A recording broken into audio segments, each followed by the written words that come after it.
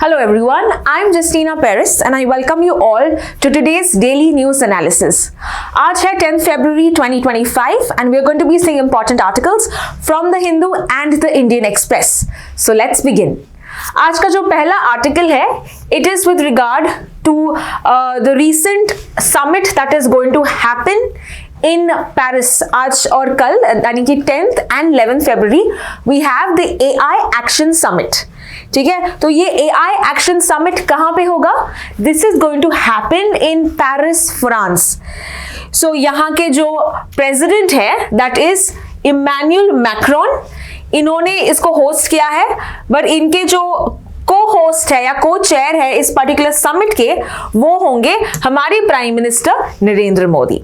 So here we are going to be seeing about the AI summit and also about another important thing which is with regard to civil nuclear cooperation.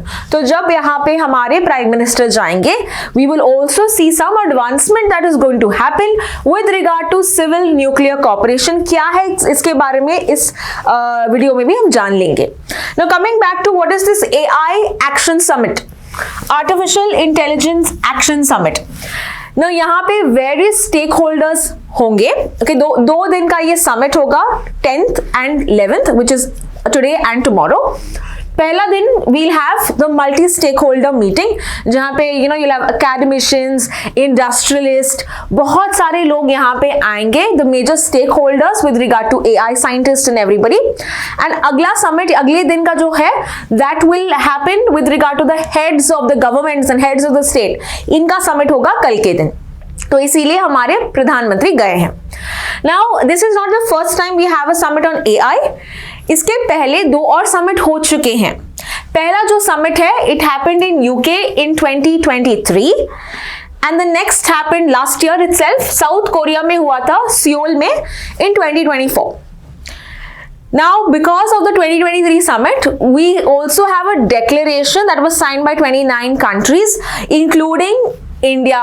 Okay, और ये declaration का नाम क्या है? The declaration is Bletchley Declaration on AI Safety. तो question ऐसे आ सकता है, Bletchley Declaration is with regard to what? तो आपको याद रखना है कि this is with regard to AI safety. So in this particular summit, we are going to talk about the safety of AI, the governance, the working, right? जैसे AI को कैसे हम inclusive बना सके. And we know the recent developments that have happened in AI, जैसे कि अभी जो चाइना ने लेके आया है DeepSeek, right? It is basically in the race forward than ChatGPT, OpenAI's ChatGPT. So we see the race for AI has been increasing now. बहुत सारे यहाँ पे growth हम देख रहे हैं, बहुत सारे यहाँ पे stakeholders आ रहे हैं. तो इसको कैसे safe बनाया जाए, इसको कैसे हमारा जो governance है, इसको कैसे strengthen किया जाए, ये इस summit में discuss होगा. Now another issue that we're going to be seeing is on the sidelines of this, we are going to see talks between France and India as well as USA and India on civil nuclear cooperation. यहाँ पे कुछ changes होंगे, एक बड़ा कुछ announcements होगा, ये कहा गया है आर्टिकल में. तो again both the articles of the Hindu and Indian Express are covering it. Let's understand what exactly it is. तो यहाँ पे बैकग्राउंड के साथ समझते हैं. So we have two such acts, okay, two such agreements, that is civil liability for nuclear damage act, ये है 2010 वाला, और दूसरा वाला है Atomic Energy Act 1962. So once again, one is Civil Liability for Nuclear Damage Act 2010 and Atomic Energy Act 1962. Okay, तो ये कुछ amend किया जाएगा. It's what we are going to be seeing, and what exactly is the amendment? Let's understand that. Okay, so पहले क्या हुआ है, we've had like agreements with US and with France, and इन दोनों countries के साथ agreements में आके we discussed that we are going to allow these foreign companies to invest in the nuclear power plants in India. तो बहुत सारे companies यहाँ पे आए इन्वेस्ट करने के लिए, बट इंडिया ने एक क्लॉज रखा था कि अगर कोई न्यूक्लियर डैमेज हो, ओके, इन दीज एक्ट्स एक क्लॉज है कि अगर न्यूक्लियर डैमेज होगा then who will be held responsible. यहां पे a major chunk of responsibility was kept on the supplier. तो यानी सप्लायर यहां पे कौन होंगे? यही यूएस और फ्रेंच के companies, right. Now this was not liked by US and French governments and the companies because यहाँ पे उनको पे करना पड़ेगा अगर कुछ प्रॉब्लम हो. Now as opposed to international conventions की बात करें, किसको यहाँ पे accountable ठहराएंगे? The accountability lies on those who operate it. यानी कि ऑपरेटर्स पे international agreements are basically putting the responsibility. But India के लॉस क्या कर रहा है? जिन्होंने सप्लाई किया है उन पे भी लगाया है.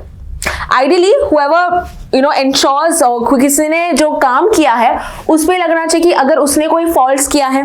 The supplier should not be held accountable is what the all these companies are saying.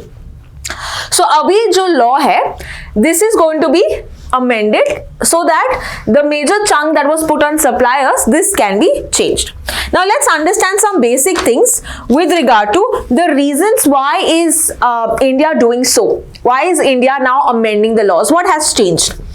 Okay, and if this also occurs, आपको जानना है कि फ्रेंच के जो कंपनीज हैं यहाँ पे 6 न्यूक्लियर रिएक्टर्स का वापस से स्टार्ट होगा बिकॉज अभी जो प्रोजेक्ट्स इन्होंने इन्वेस्ट किए थे इट इज स्टॉल्ड, काम नहीं हो रहा है.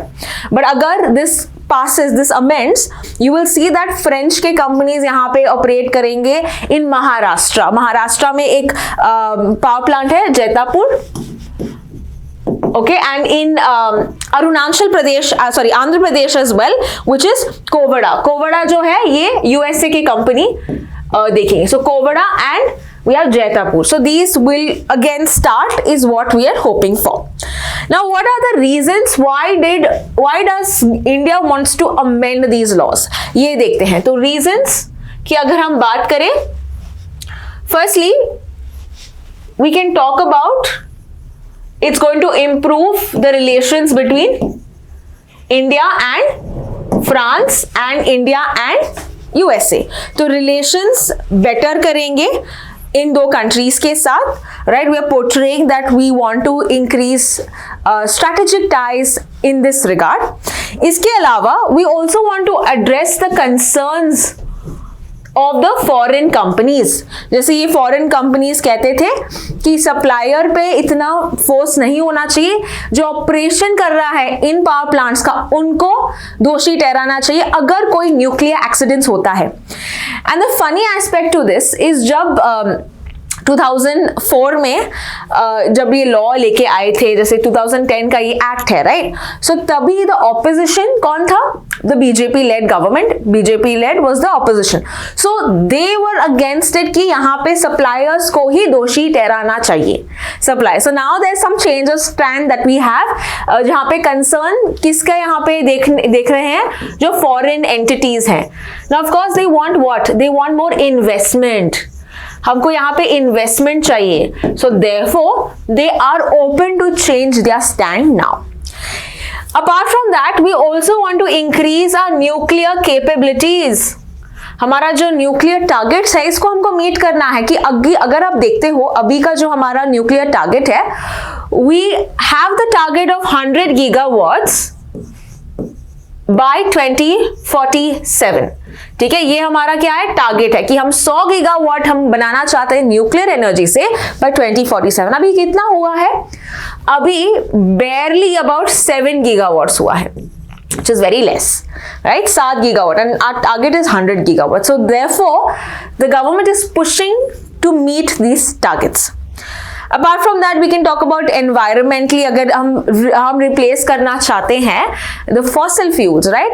हम renewable energy पे ज़्यादा फोकस करना चाहते हैं. So this is another stand that we can say कि environmentally also we are focusing on this aspect, right? And all the other aspects, if you talk about budget allocation की बात करें, in 2025 हमारा जो budget allocation है it was about 20,000 crore with regard to these nuclear power plants, right? और अभी अगर question आता है, is there any other foreign entity that has its working and operation build कर रहा है इंडिया में?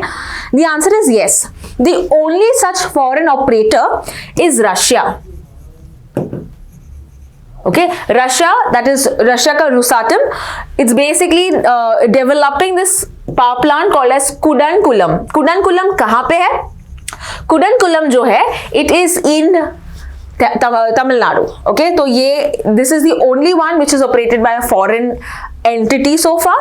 And अभी अगर ये amendment किया जाएगा, we will also hope that other of these US and French companies, nuclear power plant companies, will share and support us in our nuclear journey. So this is all with regard to the nuclear amendment that we're going to be seeing with regard to France and USA. तो हमारा next article है with regard to private property and we'll understand the rights regarding it. तो अभी recently क्या हुआ है? US के president Donald Trump ने क्या किया है? He has accused the South African president with regard to confiscating private property. South African president का नाम क्या है? It is Cyril Ramaphosa. तो इन्होंने अक्यूज किया, यूएस के प्रेसिडेंट ने साउथ अफ्रीकन प्रेसिडेंट को अक्यूज किया कि आप कॉन्फिस्केट कर रहे हो आप private property. Now you will understand what is this concept of private property, what are the various rights and acts with regard to private property in India and in other parts of the world. तो अगर हम concept देखें, firstly, private property क्या state ले सकती है? India में क्या होता है ये देखेंगे, but this concept of taking private property under the state came from Europe. तो ये यूरोप से originate होता है और ये concept को कहते हैं eminent domain. Okay, so in this particular concept, state के पास authority होगी to take over the private land for public goods or for public benefit. Okay, अगर उस लैंड से कुछ पब्लिक ग्रेटर गुड हो सकता है तो ये लैंड हो सकता है कॉम्पेंसेशन देके या बिना देके. सो कॉम्पेंसेशन कैन बी और कैन नॉट बी, विद और without compensation. Now this is a concept called as eminent domain and ये जो कॉन्सेप्ट है it was taken over or it was copied in other European colonies जहां पे उन्होंने राज किया. जैसे कि इंडिया में राज किया तो इंडिया में भी ऐसा कुछ कॉन्सेप्ट हम देखते हैं, ऐसा कुछ एक्ट देखते हैं which is called as Land Acquisition Act. This is called as Land Acquisition Act और ये कब आया था? 1894 में. This came in the year 1894. So ये इंडिया का लॉ है. Then in South Africa also colonies. So यहाँ पे हम देखते हैं Expropriation Act. Again same concept. Expropriation Act ये आया था 1975 में. So this talks about state government ले सकती है या states ले सकती है land of the private, mainly अगर कुछ पब्लिक का भला हो सकता है तो. नाउ अदर कंट्रीज में ऐसा कुछ लॉ है? The answer is yes. जैसे यूके की बात करें, यूके में you have in their Magna Carta, यहां पे लिखा है कि स्टेट ले सकती है land but it has to follow proper laws, proper rules and regulations. Law of the land का पालन करना चाहिए तो आप लैंड ले सकते हैं अगर भलाई होता है. So proper rules and regulations follow करके ले सकते हैं. सेकेंडली यूएस की बात करें, यूएस के 5th अमेंडमेंट में, ओके, यूएस के 5th अमेंडमेंट में अगेन लिखा है कि पब्लिक जैसे स्टेट है ये लैंड ले सकती है, प्राइवेट किसी का प्राइवेट लैंड ले सकती है बट जस्ट कॉम्पेंसेशन देना पड़ेगा, आपको कॉम्पेंसेशन देना पड़ेगा. ओके, सिमिलरली साउथ अफ्रीका का भी अभी जो मॉडिफाइड लॉ हम देखते हैं, yes it is also saying that कि आपको जस्ट कॉम्पेंसेशन देना पड़ेगा. स्टेट्स ले सकती है land of the private sector. Now comes India. Okay, India में भी हम देखते हैं ये जो पुराना लॉ है 1894 का लैंड एक्विजिशन एक्ट, ये वाला जो एक्ट है ये इंडिया का है. Okay, now according to this act again states can take the land of the private for public good, for public benefit. with compensation, with compensation. But यहाँ पे ये एक चीज कंसिडर नहीं करता जो है impact on the affected families. Okay, जैसे ये जो एक्ट है, ये जो लॉ बनाया था वो ब्रिटिशर्स के बेनिफिट के लिए बनाया था, right. They wanted to take in the land for their benefits, for their good. तो उन्होंने जो फैमिलीज वहां पे रह रहे हैं, जो उनका लाइवलीहुड जैसे चेंज होगा, they didn't bother that. But recently हम देखते हैं, हमने ये एक्ट लेके आए हैं 2013 में. So we have a 2013 act which talks about how the states are also looking for these affected families. और ये 2013 का एक्ट का नाम क्या है? Right to fair compensation and transparency in land acquisition act. Right to fair compensation and transparency in land acquisition act 2013 का ये act है. तो इसमें क्या बदला है? ये बदला है कि firstly again the state can take private land, but आपको यहाँ पे जस्ट कॉम्पेंसेशन, फेयर कॉम्पेंसेशन देना चाहिए according to the market rates. इसके अलावा there will also be a social impact assessment, SIA. तो ये सोशल इंपैक्ट असेसमेंट क्या है? Social impact assessment is basically checking about the family, the social impact of the families that are affected by this land acquisition. जो state government ले रही है ये land, तो यहाँ पे जो लोग रह रहे हैं, उनका जो लाइवलीहुड है, ये कैसा अफेक्ट होगा, इसके बारे में भी ये प्रॉपर असेसमेंट करेंगे. एंड उसके बाद कॉम्पेंसेशन करेंगे, रिहैबिलिटेशन करेंगे, उनको नए जगह पे रिलोकेशन करेंगे. So resettlement also will happen. So it is basically a very humane kind of a process, participatory, because now they are also listening to those people affected, and that is how the government is more now beneficial for the working of this. So यहाँ पे 2013 में act आया था with regard to right to fair compensation. So this is with regard to how we have seen the evolvement of the land acquisition in various states. And also one important aspect is right to property. ठीक है, ये जो concept है right to property, it's of course very very important. तो right to property का मतलब क्या है कि जैसे मेरे पास ये लैंड है, ये कोई भी ये लैंड नहीं ले सकता, right? That is my right to the property. Now ये right to property जो है, it was earlier originally a fundamental right. Article 19 में and Article 31 में we see that right to property, right to private property was mentioned in the fundamental rights. But of course अगर आपके पास right to property होगा, state governments can never take your land, because आप तो सीधा ही fundamental rights डाल सकते हो कि देखो मेरा फंडामेंटल राइट है, आप मेरा लैंड नहीं खरीद सकते. So that is why they had to remove this right to property as a fundamental right, right, because fundamental rights are enforceable in the court. तो इसीलिए right to property is now not a fundamental right, rather it is a legal right. यानी constitution में ये mentioned है under article 300A. Okay, so हमारा जो right to property है as a fundamental right is no more a fundamental right but a legal right under article 300A. And ये कब change हुआ था, कौन से अमेंडमेंट के थ्रू इन्होंने शिफ्ट किया था? The amendment was 44th constitutional amendment of 1978.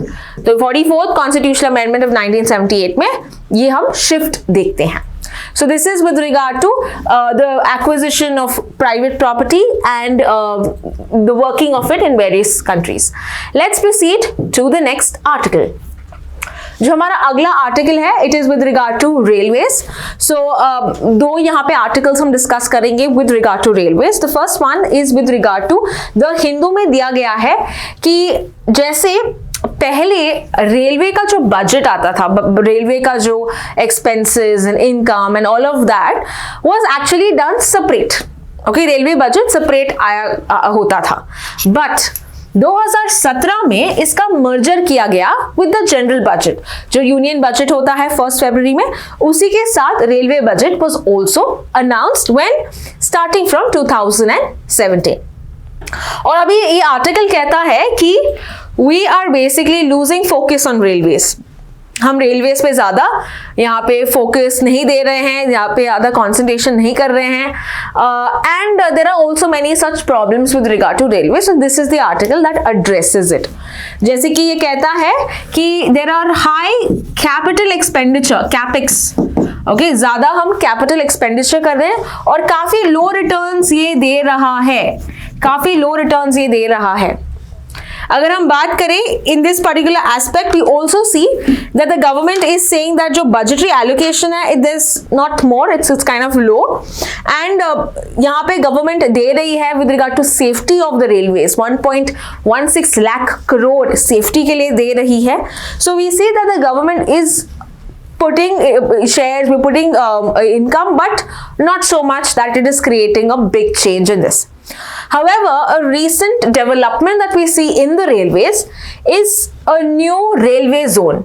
So railway zone अभी create किया जा रहा है, and that is the 18th such railway zone. Okay, so we're going to merge both these articles and understand. तो एक 18th railway zone बनेगा कहाँ पे? The new zone is called as South Coast Zone. South Coast railway zone, okay, तो ये कहां पे होगा? This is going to be in the state of Andhra Pradesh, and इसका जो हेडक्वार्टर्स है it is going to be in Visakhapatnam, Visakhapatnam. Now let's understand about this railway zones. India में we got a total of 18 railway zones. कितने zones हैं? 18 railway zones in various parts. So we have in the north, south, east, west, central, and there are other various zones. ये जो नया zone बना है it is by making some changes in the east zone as well as the south zone. So south zone है, यहाँ पे नया zone बनाया है साउथ कोस्ट जोन। ऐसे बहुत सारे 18 जोन्स हैं। Now question is, why are we having a new zone? What are the reasons for it? तो reasons की बात करें, firstly ये आंध्र प्रदेश रीऑर्गेनाइजेशन एक्ट आया था 2014 में। सो उसी के अंदर हम देखते हैं that we had to make some changes based on infrastructure to support this particular act. तो पहले ये करना आवश्यक था based on the reorganization act. इसके अलावा if we are creating more zones, this is going to increase the operational efficiency. This is going to increase the operational efficiency. Operational efficiency के अलावा ये tourism को boost करेगा, right? Because अभी क्या है, there will be more development, more trains that will be running. So tourism boost करेगा, especially in Andhra Pradesh. Sites, cultural sites in Andhra Pradesh जैसे कि तिरुपति, यहाँ पे ज्यादा हम टूरिज्म देखेंगे। इसके अलावा हम देखते हैं यहाँ पे जो पोर्ट सिटीज से कनेक्शन है, राइट, जैसे विशाखापट्टनम है, कृष्णापट्टनम है, तो पोर्ट सिटीज के साथ जो कनेक्टिविटी है ये बढ़ेगी, राइट, कनेक्टिविटी बढ़ेगी। That will of course help in logistics, right? It will help in logistics. Apart from that, यहाँ पे हम देखेंगे बिकॉज यहाँ पे ग्रोथ होगा, ट्रैवल होगा, it is also going to increase the agriculture and industrial growth, right, because यहाँ पे अभी फ्रेट एंड पैसेंजर मूवमेंट होगा। So again you can mention that as well, passenger and freight movement, right, जैसे कि goods का supply, passenger का movement, ये सब भी बेटर होगा if we have a proper secured another coast that south coast zone. And apart from that we see there is also a political alignment for this. Political alignment कैसे है? जैसे कि अभी का जो रूलिंग पार्टी है आंध्र प्रदेश में, that is Telugu Desam Party. It is basically a part of the BJP-led NDA government at the center. तो पहले ये obviously ये डिमांड थी कि एक और कोस्टल रेलवे जोन चाहिए, but now it's coming into practice because of course there's an alignment with the center and therefore we are seeing, so that's another reason that you can name why we also are going to see the 18th railway zone. Who is the father of modern railways in India? This is started by the Britishers. So British है ये, that is Lord Dalhousie. Right, he is the father of modern railways in India. और पहला जो railway line 1853 में start हुआ था between Bombay, so erstwhile जो मुंबई था, so Bombay थाने के बीच में ये रेलवे लाइन हम देखते हैं. So this is all with regard to the bifurcation of the zones, and in one way we are seeing there's less concentration and focus on the railways, but in the other line we are also opening this particular railway zone. Let's proceed to the next article. This is with regard to budget क्या कहता है on urban development. So again the focus is on a specific sector which is the urban development. So what exactly is this? Let's understand. तो यहाँ पे जैसे government कहता है कि 2015 में the focus was more on urban development. जैसे कि आपने बहुत सारे स्कीम सुने होंगे, स्मार्ट सिटीज मिशन, अमृत, है ना, स्वच्छ भारत अभियान. तो बहुत सारी स्कीम्स, वेलफेयर डेवलपमेंट प्रोग्राम्स यहाँ पे देखे थे 2015 में, which is about 67% of the GDP. But अगर आप रिसेंट बजट की बात करो, यहाँ पे थोड़ा ये कम लग रहा है. ओके, यहाँ पे ये थोड़ा कम, यहाँ पे उनका डेवलपमेंट लग रहा है. So let's understand the whole aspect with regard to this. हम देखते हैं जो टोटल एलोकेशन है ये बड़ा है.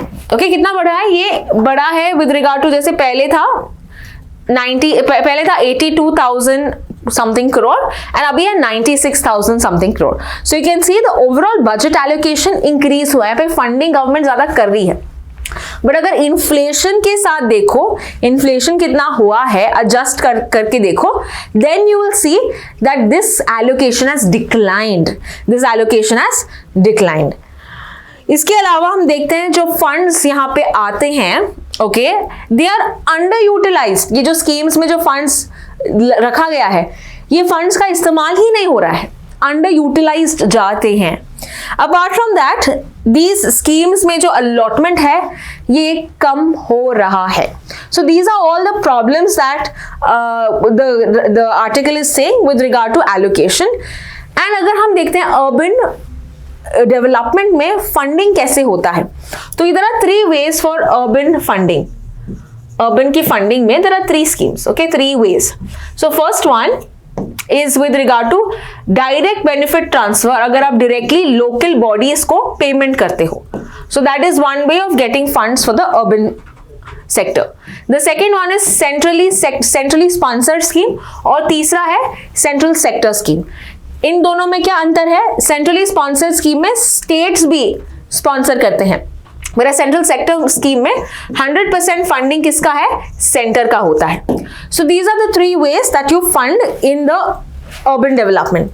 Now what has happened in the recent times is, यहाँ पे जो funding specially in central sector scheme, sponsor scheme में हम देखते हैं यहाँ पे कम हो रहा है. जैसे 2015 में बहुत सारे हम स्कीम्स देखते हैं, लेकिन अभी जो फंडिंग दे रहे हैं, अलॉटमेंट जो हो रहा है, इट इज वेरी लिमिटेड. जैसे कि प्रधानमंत्री आवास योजना अर्बन, अमृत, स्मार्ट सिटीज मिशन, ओके, स्वच्छ भारत अभियान, ये सब स्कीम्स जो स्पॉन्सर्ड स्कीम्स में आते हैं यहाँ पे कम हम देख रहे हैं. So that is how the government, the article is talking about, यहाँ पे फोकस ज्यादा किया गया है कैपिटल इंटेंसिव प्रोजेक्ट्स में. And further there is one more aspect कि the focus is more on metro construction which will benefit mainly the metro cities.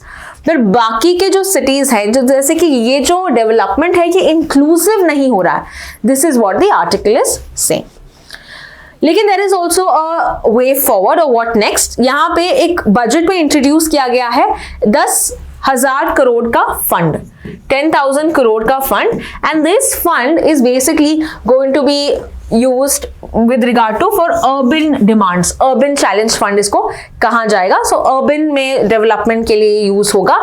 and it is also set कि एक 1 लाख करोड़ का एक टारगेट, हम ambitious एक target हमने set किया है ताकि हम implement कर पाए urban development plans, urban redevelopment plans. So this is all with regard to what is government's working with regard to the urban sector, what are the shortfalls and what is government doing to cater them. जो हमारा next article है, it is with regard to the National Tiger Conservation Authority. तो अभी क्या हो रहा है इस NTCA ये जो अथॉरिटी है, इन्होंने वार्न किया है against a project, an irrigation project in Madhya Pradesh. इस इरिगेशन प्रोजेक्ट का नाम है मोरान गंजल इरिगेशन प्रोजेक्ट। कहां पे है ये?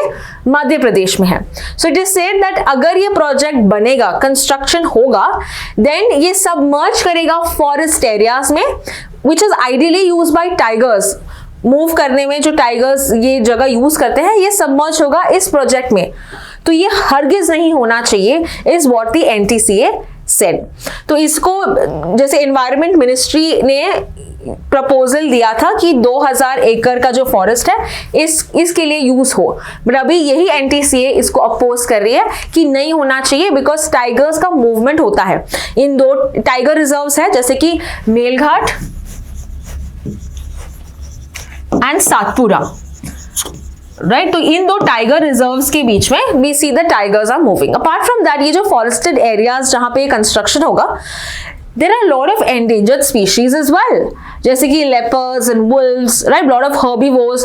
तो ये भी अफेक्ट होंगे, इनका भी जो हैबिटेट है ये भी लॉस्ट होगा। So we see that on various factors we are going to suffer with regard to the construction of this Moran Gangajal irrigation project. तो आर्टिकल यही कह रहा है कि NTCA ने अभी वार्निंग दिया है कि यहाँ पे डैम्स नहीं होना चाहिए, यहाँ पे इरिगेशन प्रोजेक्ट नहीं स्टार्ट करना चाहिए, because it would affect. But on the other hand government क्यों चाहती है कि यहाँ पे हो? बिकॉज अगर ये बिल्ड करेंगे ये irrigation project, it is going to improve irrigation. तो एग्रीकल्चर के लिए this is a very important project. So again this is always a debate on development versus economy, right, development versus environment या environment versus economy. एक जगह आप economy को boost करना चाहते हो, दूसरी जगह आप एनवायरनमेंट को प्रिजर्व करना चाहते हो। So this is a debate where we have to tread very carefully. Apart from that, NTCA के बारे में आपको क्वेश्चंस आ सकते हैं। सो NTCA कब बना था? 2005 में, ओके, 2005 या 2006 में भी लिख सकते हैं हम इसको, with regard to tiger conservation authority, tiger के प्रेजर्वेशन के लिए, okay. Ministry of environment, forest and climate change के अंदर ये आता है, एंड द प्रोटेक्शन एक्ट जिसके अंदर ये बना था, which is Wildlife Protection Act of 1972. Wildlife Protection Act of 1972. The ministry that is responsible is of course the Environment, Forest and Climate Change, और जो chairperson है, it is Minister of MOEFCC, and you're going to tell me who is the Minister of ministry of environment, forest and climate change के minister कौन है, ये आप मुझे comment section में बताएंगे। So that's with the NTCA. Let's proceed to the last article of the day, and this is with regard to Aero India. तो Aero India यहाँ पे 15th एडिशन है। कहाँ पे होगा ये? This will happen in Bengaluru at the Yelahanka air force station. तो यहाँ पे बहुत खूबसूरत प्रदर्शन होगा with regard to the air force, right, and of course we'll have some other foreign entities coming in. तो यहाँ पे एयरक्राफ्ट का डिस्प्ले होगा, बिगेस्ट एयर शो होता है, and this is inaugurated by our own defence minister, that is Rajnath Singh, along with the chief minister of Karnataka, that is Siddharamaiah. तो यहाँ पे it will be open to the general public with regard to, आप यहाँ पे जाके देख सकते हैं। बहुत सारे हमारे एयरक्राफ्ट यहाँ पे डिस्प्ले में होंगे, जैसे कि we'll also have the foreign aircrafts along with Indian aircrafts, जैसे कि रशिया का Su-57 F-35 है, US का। So a lot of these different aspects we're going to be seeing, different kind of helicopters and aircrafts are going to be seen, and some of our own indigenous ones, जैसे कि light combat aircraft जो है तेजस, right, Hindustan turbo trainer. So a number of our own very own indigenous aircrafts will also be. So यहाँ पे आप ऐसे picture देख सकते हैं, Aero India, that is currently happening in Bengaluru. So that is all with regard to today's article. Thank you so much for watching.